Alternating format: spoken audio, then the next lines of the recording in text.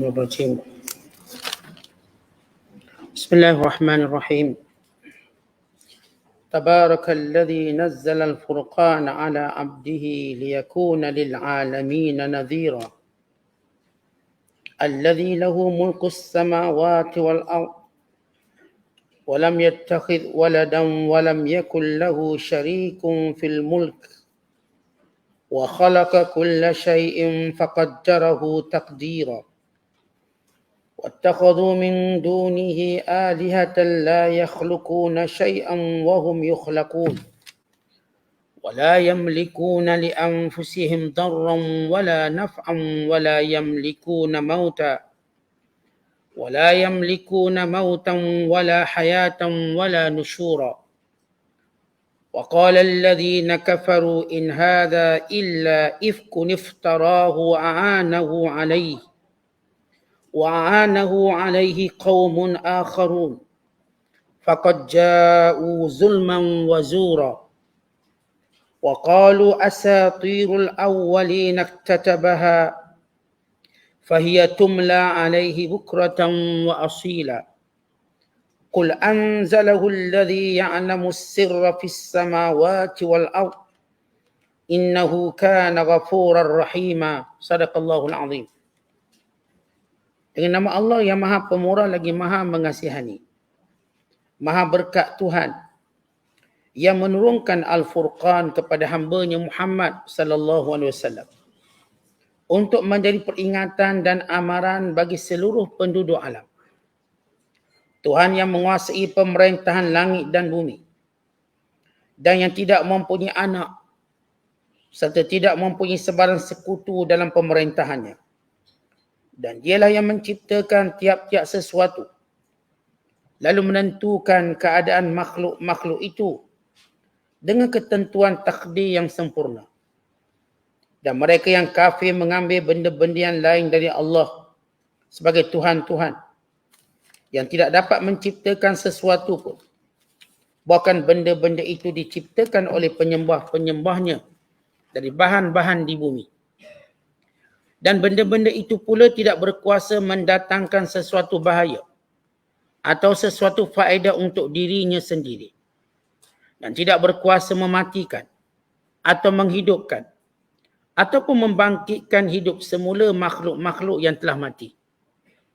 Dan orang-orang kafir itu berkata, Al-Quran ini hanyalah satu perkara dusta yang direka-reka oleh Muhammad. Dan ia dibantu membuatnya oleh kaum yang lain. Maka dengan kata-kata itu, sesungguhnya mereka telah mendatangkan satu tuduhan yang zalim dan dusta. Dan mereka berkata lagi, Al-Quran itu adalah cerita-cerita dongeng orang-orang dahulu kala yang diminta oleh Muhammad supaya dituliskan. Kemudian perkara yang ditulis itu dibacakan kepadanya pagi dan petang untuk dihafaznya. Katakanlah wahai Muhammad, Al-Quran itu diturunkan oleh Allah yang mengetahui segala rahsia di langit dan di bumi. Sesungguhnya adalah ia Maha Pengampun lagi Maha Mengasihani. Ayat-ayat yang kita bacakan ini adalah ayat daripada surah Al-Furqan. Surah yang ke-25 pada juzuk yang ke-19. Bermula ayat pertama sehinggalah ayat yang ke-6.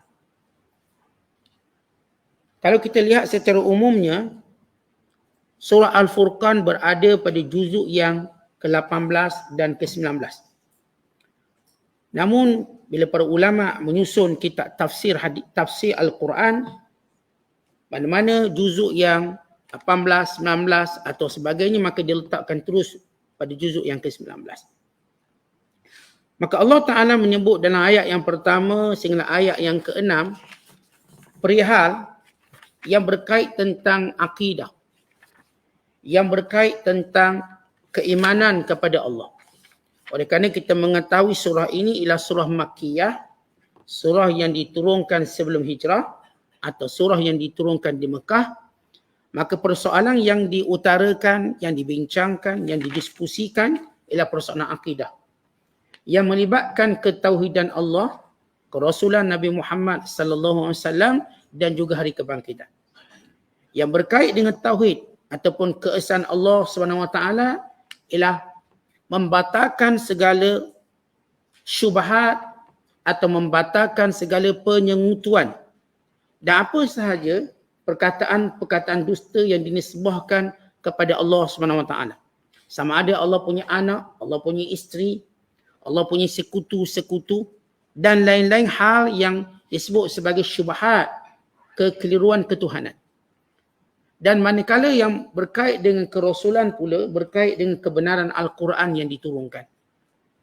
Yang mereka menganggap Al-Quran itu ciptaan Nabi Muhammad sallallahu alaihi wasallam. Nabi belajar daripada kelompok-kelompok kaum-kaum yang lain, Nabi menghafal dan Nabi menyampaikannya. Maka surah Makkiyah akan menjawab persoalan ini, mata'in. Mata'in yakni segala tuduhan yang golongan penyembah berhala pada musyriki Mekah dan orang kafir secara umumnya di seluruh dunia. Zaman berzaman, mereka akan menyerang, mereka akan menuduh, mereka akan membuat pendustaan pada tiga perkara utama ini. Maka Allah jawab dalam ayat-ayat yang kita bacakan pada malam ini tentang keesaan Allah dan tentang kemukjizatan Al-Quranul Karim yang diturunkan kepada Nabi sallallahu alaihi wasallam. Maka Allah menjawab segala tuduhan-tuduhan yang bersangkutan dengan Al-Quranul Karim. Ada dua tuduhan di sini yang kita bicarakan atau dua syubhah, kekeliruan yang cuba kelirukan, cuba mengelirukan orang-orang yang sezaman dengan mereka atau selepas itu. Kata Allah, Tabarakalladzi nazzal al-furqan. Maha tinggi Allah yang menurunkan Al-Furqan. Bila Allah Ta'ala memulakan dengan perkataan Tabaraka, yakni Allah Ta'ala memuji dirinya sendiri. Maha tinggi Allah. Perkataan Tabaraka sebagaimana kita sebut sebelum ini memberi maksud Maha tinggi Allah, Maha besar Allah. Dan juga Tabaraka juga memberi maksud keberkatan, Maha baik Allah. Daripada perkataan barakah. Artinya Maha baik Allah yang berikan kebaikan yang banyak dengan menurunkan Al-Quran. Kerana sifat Al-Quran itu barakah. Yang diturunkan daripada Allah yang Maha baik. Atau kita katakan yang memberikan kebaikan banyak pada manusia. Maka Allah nak beritahu, kebaikan yang paling banyak yang Allah beri kepada manusia, kepada makhluknya terkandung dalam Al-Quran. Nikmat sihat, nikmat akal, nikmat jasad, nikmat makan minum, itu sebahagian kebaikan Allah. Tetapi ibu kepada segala kebaikan Allah Subhanahu Wa Taala itu terkumpul dalam Al-Quran. Wa imma membacanya, wa imma tadabburnya, mengkajinya, wa imma beramal dengannya. Yang di dalamnya mengandungi semua perkara yang manusia perlu tahu, ingin tahu dan mesti tahu. Dalam hal kehidupannya daripada asal usulnya. Yang manusia meraba-raba mencari mana asal usul mereka. Sehingga mereka membentangkan kajian puluhan tahun. Menghabiskan jutaan dolar untuk mengkaji evolusi manusia, kewujudan manusia. Maka Al-Quran jawab, manusia daripada Adam. Dan isterinya Hawa. Dan berkembang, membiak lelaki dan perempuan. Berkahwin, berketurunan. Mereka mengkaji jutaan dolar mereka habis untuk mengetahui bagaimana manusia terbentuk dalam rahim. Allah jawab dalam Al-Quran. Bagaimana ia dibentuk daripada satu air mani, berkembang menjadi segumpal darah, daging, dipakaikan tulang belulang, sehingga keluar dalam keadaan jahil tidak mengetahui sesuatu. Maka ini yang manusia nak tahu. Dan Allah juga menjawab dalam Al-Quran tentang apa yang ingin manusia mengetahui, apakah tujuan mereka hidup di sini. Dan di mana mereka akan pulang, di mana mereka akan kembali. Apa yang disediakan kepada mereka sesudah mati. Ini tidak dapat dijawab oleh manusia melainkan ada dalam Quran. Mana manusia sesudah mereka mati? Di mana dikembalikan? Maka semua kebaikan ataupun kita katakan bila Allah menyebut Tabaraka, pertama Allah memuji nama Allah Ta'ala, memberi maksud Maha tinggi Allah, Maha besar Allah. Dan Tabaraka juga memberi maksud Maha baik Allah.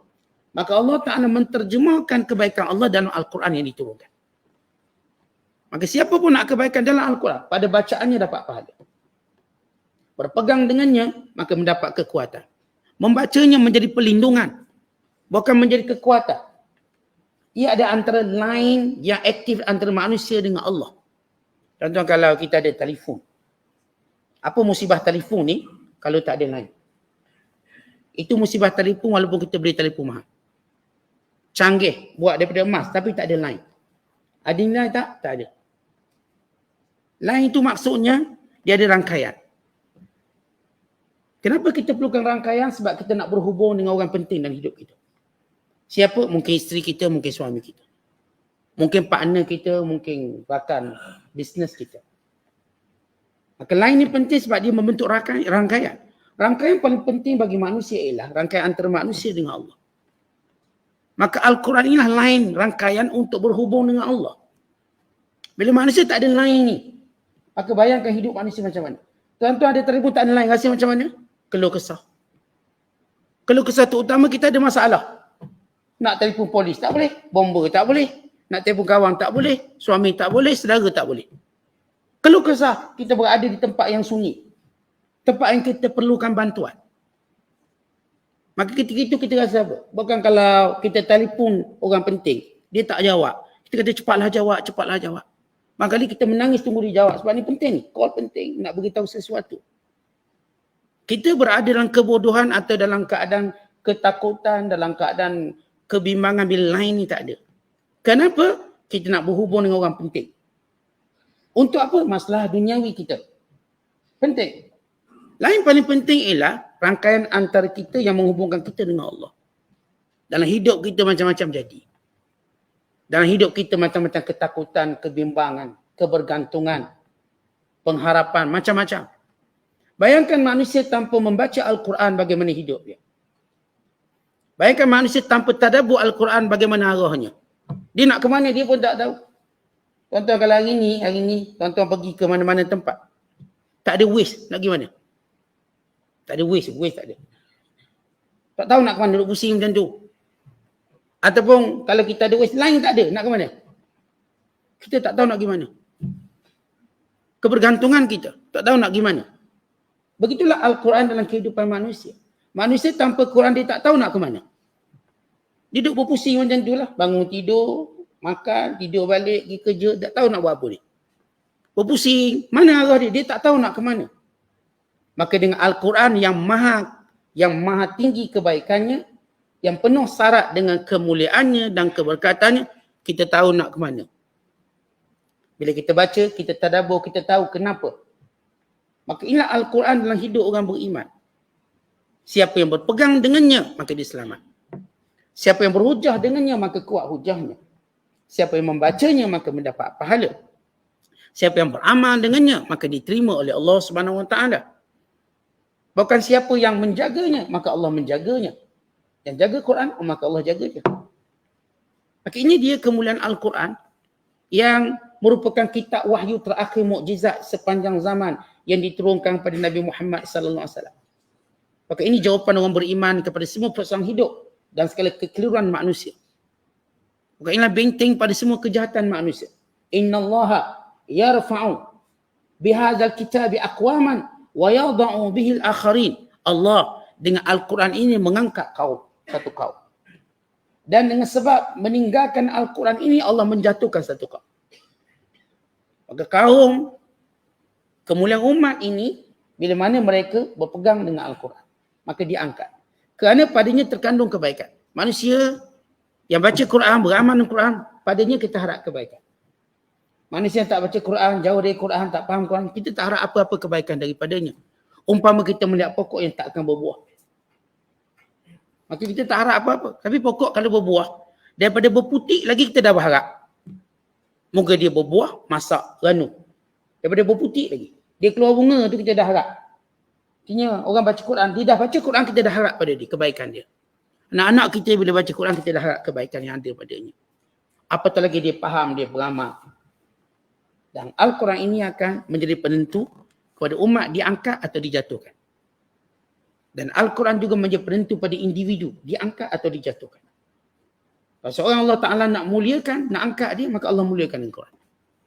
Dan seorang bila Allah Ta'ala nak jatuhkan dan nak jauhkan, maka Allah jauhkan dia dari Al-Quran. Sehingga dia tak akan ingat oleh satu ayat. Dia tak akan baca oleh satu ayat. Sebab tu ulama dulu faham. Kalau mereka hari yang mereka lalu tak baca Quran, mereka berada dalam jarak yang jauh dengan Allah. Sehari tak baca Quran, mana kita ada jarak jauh. Tentang kita kalau sehari tak pergi kerja, siapa? Sehari tuan-tuan tak pergi kerja, rasa bersalah. Kena pula tanpa sebab. Tak pergi kerja tanpa sebab. Yang jadi cikgu, jangan pergi kerja satu hari. Tanpa sebab. Yang kerja kilang, jangan bekerja sekerja satu hari. Tanpa sebab. Kita yang universiti pula, jangan masuk kelas satu hari. Tanpa sebab. Rasa bersalah? Rasa. Kenapa kita rasa jauh daripada sistem tu tadi? Demikian Al-Quran. Yang penuh dengan kebaikan. Kalau seorang, dia tak baca satu hari, dia tak rasa jauh, maka hatinya ada masalah. Hijabnya. Tak faham? Sebab tu kita nak baca Quran walau 10 ayat paling kurang. Supaya tidak ditulis kalangan orang yang lalai. Yang disebut dalam hadis tentang yang membaca 10 ayat Al-Quran, tidak ditulis la yuktab minal ghafili. Tidak ditulis sebagai orang lalai. 10 ayat lebih kurang satu muka surat. Satu muka ni, baca. Paling kurang. Artinya sibuk sangat ke, dalam keadaan kita punya urusan banyak sangat ke, maka baca. Kemudian bila Allah Ta'ala menyebut, Nazzal al-Furqan ala abdihi, diturunkan Al-Quran dengan perkataan nazzala. Nazzala maknanya Allah turunkan berperingkat-peringkat. Itu maksud nazzala. Diturunkan Al-Quran ini berperingkat-peringkat. Kita dah sebut apakah hikmah Allah turunkan Al-Quran berperingkat. Antaranya menjawab persoalan-persoalan yang terus dicetuskan. Setiap kali ada persoalan maka turun Al-Quran. Untuk menunjukkan jawapannya dari Allah. Allah tak sediakan terus jawapan turun 30 juzuk sekaligus. Kalau orang kafir akan menganggap ini Nabi Muhammad dah buat dia siang-siang lagi benda ni. Bila mereka bertanya, bila mereka menimbulkan kekeliruan, Al-Quran datang menjawabnya. Untuk tunjuk bagaimana Allah menjawab. Dan bagi memudahkan hafazan bagi Nabi SAW. Dan bagi memudahkan orang Islam, khususnya mengingati kejadian demi kejadian. Bila itu turun berperingkat. Dan untuk menunjukkan pertalian antara langit dan bumi, keberkatannya turun. Kalau turun sekaligus, maka sudah terputus pertalian langit dengan bumi. Tak ada dah. Tapi bila Quran terus turun dia ada pertalian. Macam kita mak ayah lah. Kita mak ayah dengan anak kita. Kalau anak kita bagi sekaligus duit belanja, dah tak ada pertalian kita. Ni belanja sebulan. Anak kita tak akan jumpa kita sebulan sebab dah ada duit sebulan. Tapi tiap-tiap hari kita bagi. Nak duit datang kat ayah. Dia pun datang. Ayah, salam duit. Salam duit. Salam duit. Tiap hari dia jumpa kita. Dia nak pergi sekolah, dia tahu kalau tak salam mak, tak dapat duit. Lupa salam mak, tak dapat duit. Zaman kita sekolah rendah dulu. Bila nak duit, mesti salam mak.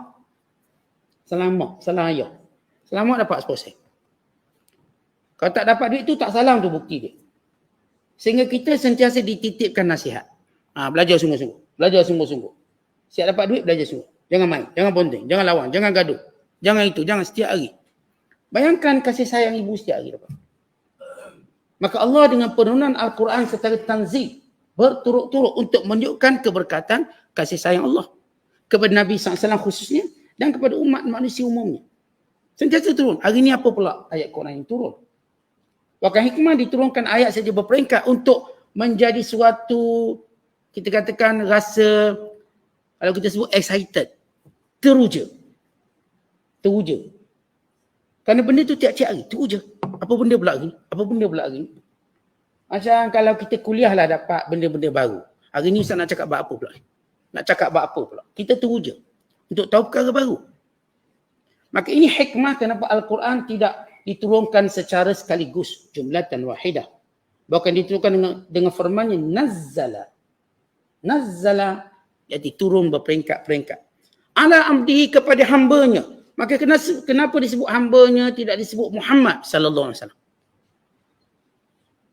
Kita tahu dalam banyak ayat bila Allah Ta'ala nak angkat kemuliaan Nabi sallallahu alaihi wasallam, maka Allah Ta'ala menyebut dengan perkataan hambanya.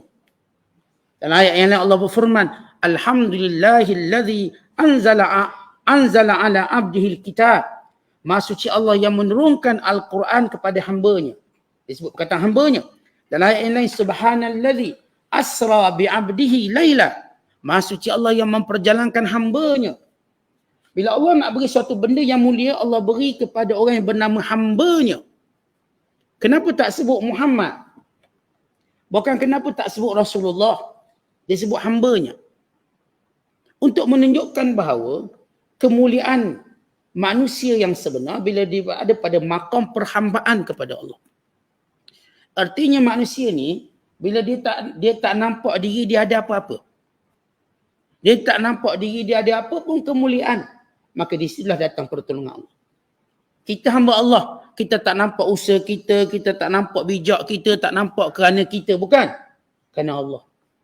Hamba satu lafaz menunjukkan kebergantungan mutlak kepada Allah. Saya hamba Allah. Tuan-tuan, waktu tuan-tuan sebut perkenalkan diri pada orang, saya hamba Allah. Apa maksud tuan-tuan? Berbanding kita, saya manager, saya supervisor, saya engineer, saya arkitek, saya cikgu, saya guru, saya tuan guru, saya tok syekh. Dengan seorang kata, saya hamba Allah. Maknanya kita kata kita tak ada apa-apa. Hamba Allah. Waktu tuan-tuan derma daripada hamba Allah, maksudnya apa? Ni derma RM10 daripada siapa sebut nama. Sampailah tertulis daripada hamba Allah. Apa maksud kalimah hamba Allah? Tidak mau dikenali. Saya tidak mau dikenali. Melainkan ini rahsia saya dengan Allah. Rahsia saya dengan Allah. Bukan kita kalau beritahu ni saya nak sponsor jamuan. Tapi nak cakap siapa begini, beritahulah hamba Allah je. Hamba Allah. Orang belanja, kita tanya siapa belanja makan, adalah seorang hamba Allah. Maknanya dia tak mau dikenali, tidak mau disyukuri, tidak mau diterima kasih. Dia antara rahsia dia dengan Allah. Seorang bila sebut hamba Allah, maknanya dia membina kerahsiaannya dengan Allah. Dia membina kebergantungannya pada Allah. Dia membina sifat rendah dirinya pada Allah. Maka bila seorang manusia tak nampak apa-apa kelebihan, maka ketika itu datang kelebihan. Kalau seorang itu nampak dia ada kelebihan, ketika itu akan hilanglah kelebihan. Maka hafal sifat kehidupan ini. Kalau kita tak nampak kita ada kelebihan, maka akan datang kelebihan. Tapi kalau kita nampak kita ada lebih pada orang lain, maka akan hilang kelebihan tadi. Ada seorang ulama dulu. Waktu dia nak mengaji dengan tok guru dia. Tok guru dia bagi syarat. Syarat mengaji. Semua tok guru dulu mereka ada satu syarat yang sama. Syaratnya nak murid datang dengan keadaan merendah diri. Tak nampak apa pun kemuliaan dirinya. Datang dengan cawan kosong. Datang dengan tangan kosong. Datang dengan keadaan otak kosong. Betul-betul ingin dipenuhi oleh guru dia. Maka ni seorang ulama. Ulama besar. Dia datang jumpa dengan ulama yang dianggap lebih handal. Maka dia datang. Bila datang, dia tengok tok guru ni orang salam, maka cium tangan dia. Cium-cium. Kemudian dia kata, buat apa aku cium tangan dia? Aku pun ada kelebihan. Aku ada kemuliaan. Sebab dia pun karang kitab banyak. Dia orang alim. Maka tiba-tiba guru yang baru dia nak belajar. Baru nak belajar. Maka gurunya bila bersalam dengan dia, bila dia nak bersalam, gurunya tak nak salam. Saya tak akan salam dengan awak. Maka kata ulama ni, kenapa tak nak salam? Sebab saya lihat awak orang yang melihat diri awak ada kelebihan. Maka saya tak akan belajar daripada orang yang rasa dirinya ada kelebihan. Saya tak akan mengajar orang. Allah beri dia firasat. Ulama ni bernama Ali Khawas. Dia ada firasat, dia kata, saya tak akan salam dengan awak. Sebab awak melihat diri awak ada kelebihan, maka tak perlu belajar dengan saya. Melainkan awak pergi salam dengan orang paling hina yang awak anggap dia paling hina, baru boleh salam saya. Awak mesti bersalam dengan orang yang paling hina dan awak cium tangan dia dan awak boleh datang salam dengan saya dan cium tangan saya. Saya izinkan. Maka dia berfikir, dekat bumi Mesir ni siapa orang paling hina? Maka dia cari orang yang kerjanya mengangkat tai. Barangkali dia paling hina. Apa yang saya lihat. Artinya dia kena cari seorang yang dipikir paling hina sekali. Tentu kita dan diri kita ada orang yang kita rasa dia macam hina pada kita. Maka dia rasa ni yang kerjanya angkat tai ni lah. Ni. Maka bila dia nak salam, nak cium tangan orang ni, dia nak rendahkan diri dia. Salam dengan orang yang dianggap hina dan kemudian dia kena cium tangan. Sebagai satu tarbiyah. Jangan nampak diri dia ada apa-apa. Tapi dia terfikir bila lepas dicium rasa bukan lagi orang ni. Sebab dia tengok ada orang tu pula kerja yang tukang buang taik ke sungai pula. Yang tu tukang kat taik dari rumah ke rumah. Ni yang tukang buang taik ke sungai. Ini kok lagi hina. Aku kena salam dengan dia. Tiba-tiba orang ni tegur dia. Ya, orang ni juga orang baik. soleh. Dia kata selagi mana kamu nampak bukan dirimu paling hina, maka kamu takkan dapat apa pun kelebihan. Maknanya kamu kena salam dengan tangan kamu sendiri, yang hina sekali kamu, bukan orang lain. Jadi kalau kamu dok tengok orang lain lagi hina, maknanya kamu masih nampak kamu mulia. Yang paling hina yang patut kamu tengok diri kamu. Salam dengan diri kamu sendiri. Maka dia dapat satu ilmu sebelum dia menjejaki ilmu lain. Dia datang jumpa Al-Khawas, dia dah kata, saya dah tahu siapa paling hina. Siapa? Saya. Kalau kamu dah mengaku macam tu, baru boleh belajar. Artinya, lihat bagaimana mereka ditarbiah. Ini bila kita sebut perkataan hamba Allah. Hamba Allah ialah orang yang merasa dirinya tak ada apa-apa di hadapan Allah. Tuan-tuan, mata, tangan, kaki Allah kasih belaka. Bijak, cerdik, pandai, kuat ni Allah kasih belaka. Mana ada lebih kita? Hari ni kalau kita lawa, hari ni kalau kita nampak sihat, siapa bagi? Allah. Dah apa yang kita ada? Semua pinjaman. Setiap bila tuan-tuan, bila kita pinjam sesuatu daripada orang, lalu kita boleh berbangga dengan apa yang kita pinjam. Kita tak berani bangga, kita malu. Pinjam. Pakai yang pinjam, slipper pinjam, kasut pinjam. Buku pun pinjam. Semua kita pinjam dengan orang, kita tak tahu nak letak muka kat mana. Tak berani angkat kepala. Ini semua daripada pinjaman Allah. Maka ini perkataan abd. Yang bila Allah mentadbir, dalam Al-Quran kalau kita lihat, bila Allah mentadbir kurnia Allah, maka Allah sebut tentang hambanya. Supaya kita semua tahu, lagi mana kita merendahkan diri dalam nilai perhambaan pada Allah, di situlah bermula nikmat Allah yang datang mencurah-curah pada kita. Tapi lagi mana kita mula nampak macam kita bawah sikit, atas sikit, lebih sikit, maka kita nampak bagaimana dia kurang sedikit demi sedikit. Sampailah hari tua kita. Maka ini di antara pengajaran penting istilah takbir dalam Al-Quran bila menyebut Maha suci Allah, Maha tinggi Allah yang menurunkan kepada hambanya. Pada hambanya. Kemudian kata Allah, liyakuna, supaya hamba ini, lepas turun Al-Quran, untuk menjadi lil alamina nadhira, pemberi peringatan kepada seluruh alam. Ini menunjukkan bahawa risalah Rasulullah kepada seluruh alam. Tanpa mengira bangsa, keturunan, bahkan kurun. Kurun Nabi SAW sehinggalah kurun akhir zaman. Ini bukti dalil jelas tentang kesyumulan, tentang penyebaran ataupun risalah syariat Nabi Muhammad SAW kepada semua umat. Sehingga akhir zaman. Tak macam risalah Nabi Isa kepada umatnya.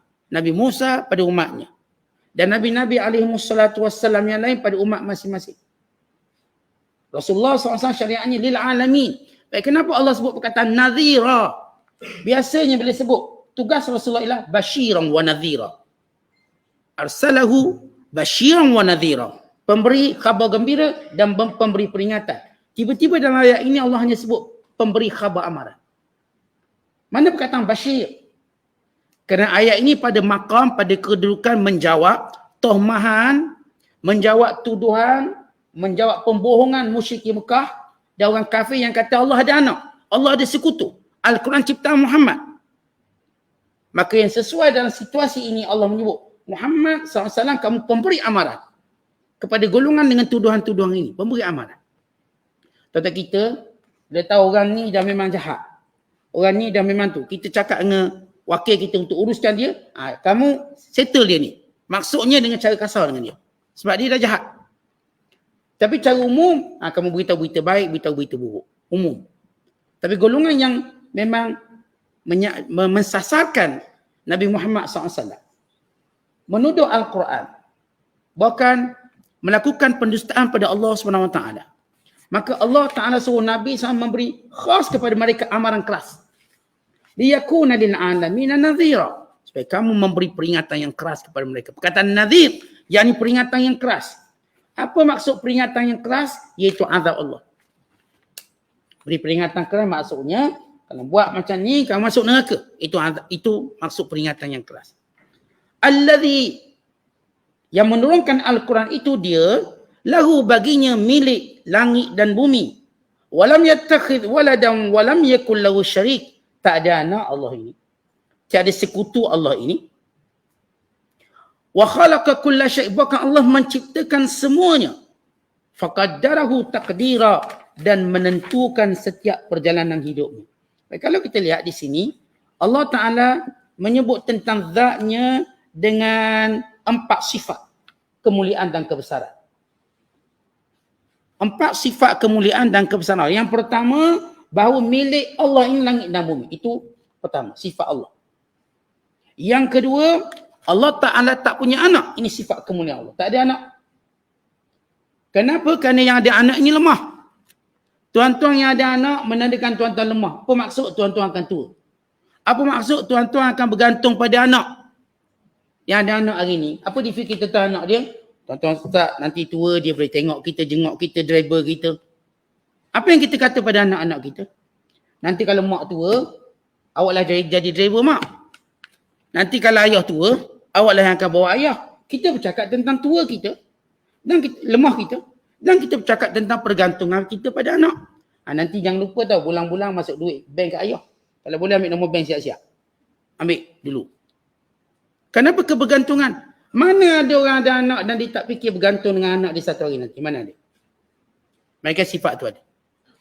Tuan-tuan yang ada anak, walaupun kata saya gagah, saya kuat. Dia memang mengharapkan sesuatu pada anak ni satu hari nanti. Sebab dia tahu dia akan melalui fatrah peringkat tua. Dia tahu, saya tahu, tuan-tuan tahu. Dan anak-anak kita ialah tongkat-tongkat kita waktu tua. Sandaran-sandaran kita waktu tua. Ini fitrah. Maka Allah yang maha tinggi, maha agung tidak perlukan itu. Kerana Allah itu zat yang berkuasa, yang tunggal. Tak perlukan anak. Macam kamu perlukan anak. Kemudian Allah menyebut sifat yang ketiga. Sifat kibriya, kebesaran Allah. Allah tidak punya sekutu dalam kerajaan ini. Allah tidak punya sekutu. Allah itu esa. Kemudian sifat Allah SWT yang keempat. Wa khalaqa kulla syai'. Allah menciptakan semuanya. Semuanya Allah Ta'ala cipta. Faqaddarahu taqdira. Bukan sekadar Allah Ta'ala cipta, bahkan Allah tentukan perjalanan hidup. Bukan sekadar Allah cipta. Umpama kalau kita sebut kita mak lah. Bukan sekadar kita beranak, kita duduk tanggung dia sampai ke besar. Pengurusan dia gini. Ini Allah menciptakan hamba-hambanya. Kemudian Allah tentukan perjalanan setiap hambanya. Kemudian Allah menyebut tentang 2 sifat lemah. Allah Ta'ala menyebut tentang kelemahan sekutu-sekutu Allah dengan 4 sifatnya. 4 sifat kemuliaan Allah. Kemudian pada ayat ini juga Allah menyebut tentang 4 sifat kelemahan sekutu Allah. Yang mereka kata berhala ni sekutu Allah. Yang mereka kata fulan bin fulan sekutu Allah. Maka Allah nak beritahu nuqsan, kelemahan, 4 kelemahan khusus terhadap sekutu-sekutu Allah. Maka Allah Ta'ala menyebut, bila Allah menyebut wattakhadhu, dan mereka, ini orang-orang kafir musyrik, wattakhadhu, menjadikan min dunihi, selain daripada Allah, alihatan, Tuhan. Maka Allah sebut sifat kekurangan pertama, la yakhluquna syai'a, yang tak pernah buat cipta apa-apa pun. Tuhan yang mereka sekutukan. Atau mana-mana orang yang dikata Tuhan. Macam di India, datang satu tokoh, daripada mereka belajar lalu mereka mempertuhankannya. Sampai hari ini, ada kalangan tokoh-tokoh mereka yang mereka pertuhankan. Jadikan sebagai Tuhan. Soalan pertama yang Allah beritahu, la yakhluquna syai'a, mereka tak pernah cipta apa pun. Kerana sifat Tuhan menciptakan. Itu namanya Tuhan. Dia menciptakan. Maka yang dikatakan Tuhan apakah menciptakan. Kemudian Allah Ta'ala menyebut, wahum yukhlaqun. Sifat yang kedua, kekurangan sembahan lain pada Allah. Wahum yukhlaqun. Mereka yang diciptakan. Mereka diciptakan. Ni berhala besar-besar, orang buat. Tiba duk sembah, duk puja. Ni ambil daripada mana ni? Batu, batan ni, besi, emas ke perak. Orang yang ambil. Orang yang bentuk. Jadilah berhala besar ni, besar tu. Buat berhala kat Brazil besar. Siapa buat? Orang buat. Ni kat Batu K. Siapa buat? Orang. Ada tak dia orang berani claim kata tak? Dia datang sendiri jadi. Duduk sini. Semua mereka kata ini memang kita buat. Kita import. Ada hamba Allah seorang Ustaz, saya nak tanya Ustaz satu soalan. Kerja saya ialah mengimport Tuhan.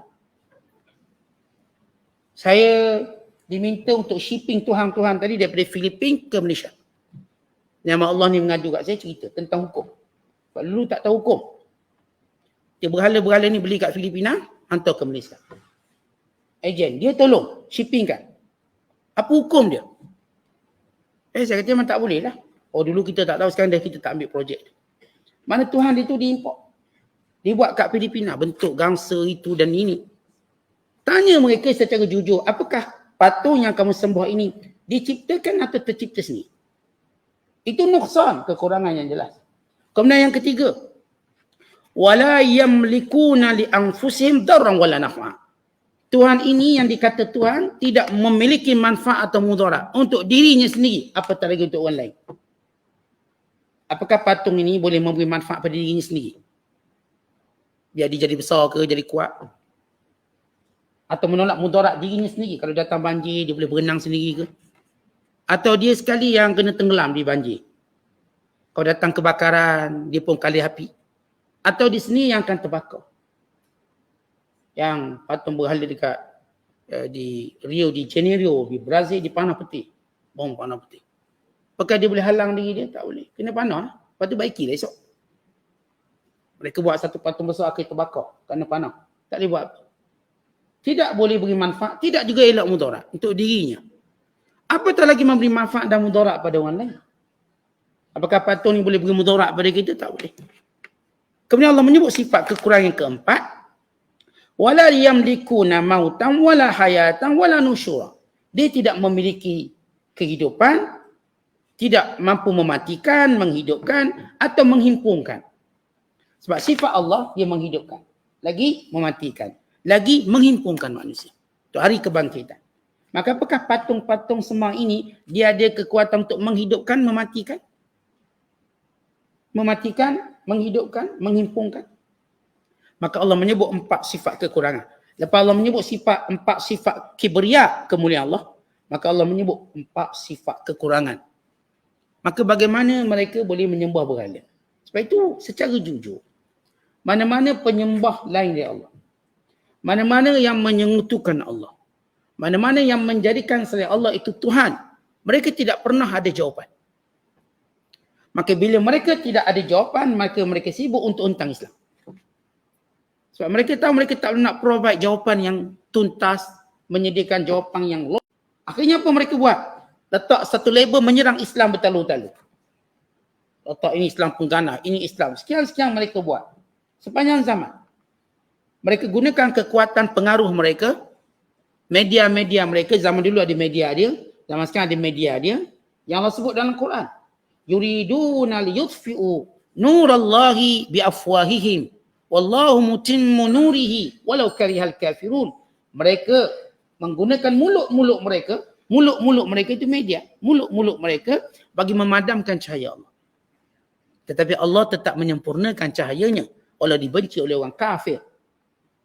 Kerja orang kafir ialah mereka akan sibuk create sesuatu untuk menuduh. Sebelum mereka ini dipersoalkan tentang hal ketuhanan mereka. Sebab kita gini, contoh kita kalau seorang tu dia tahu ada kekurangannya, maka bagaimana cara protection dia? Dia akan sebut kekurangan orang lain. Perbanyakkan sebut kekurangan orang lain.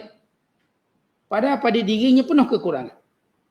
Dia tak semayang, dia tak itu, tak ini. Maka kalau orang ni, orang baik-baik ada silap sikit, maka dia pun kerja. Padahal dia banyak tak buat. Itu cara. Maka orang kafir menggunakan cara itu. Caranya bagaimana?